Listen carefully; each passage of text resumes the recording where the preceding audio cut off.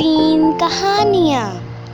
एक दफ़ा सब गांव वालों ने बारिश के लिए इकट्ठे दुआ करने का मंसूबा बनाया।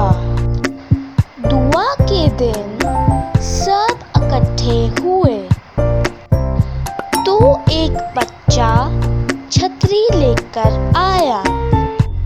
ये है ईमान।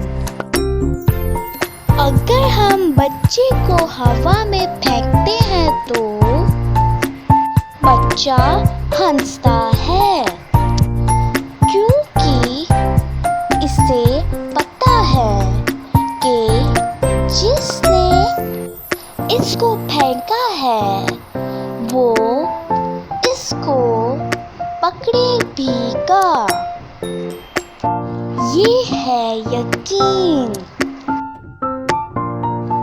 हर रात हम बिस्तर पर जाते हैं। हमें अपने दोबारा उठने का नहीं पता होता, लेकिन फिर भी हम अलार्म लगा लेते हैं। ये है उम्मीद।